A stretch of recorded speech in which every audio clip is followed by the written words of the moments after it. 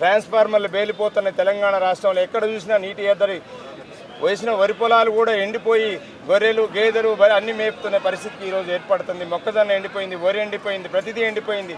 కాబట్టి దీని మీద ప్రతిపక్షంగా పాలక పక్షాన్ని తెలంగాణ ప్రజల తరపున ప్రశ్నించాల్సిన అవసరం ఉందనేటువంటిది కేసీఆర్ గారు మాకు దిశానిర్దేశం చేయడం జరిగింది. 100% మా శాసనసభ్యులు, శాసన మండలి సభ్యులు సభావేదికగా ఖచ్చితంగా ఈ ప్రభుత్వాన్ని తెలంగాణ ప్రజల తరపున ఖచ్చితంగా క్వశ్చన్ చేస్తాం, వారిని వెంటబడతాం.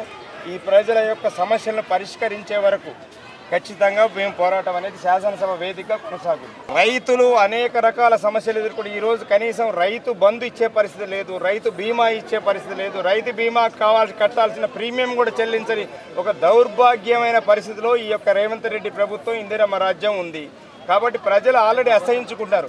నిన్న ఇంటర్నేషనల్ ఉమెన్స్ డే జరిగితే ఎంతమంది మహిళలు ఇలా భారతదేశంలో ఏ ముఖ్యమంత్రిని కూడా దూషించని విధంగా రేవంత్ రెడ్డిని దూషించబడి చరిత్రలో ఇంతకంటే చరిత్రహీనుడిగా ఒక ముఖ్యమంత్రి దొరకడం అనేటువంటిది ఈ తెలంగాణ రాష్ట్ర ప్రజలు చేసుకున్నటువంటి ఒక దౌర్భాగ్యం.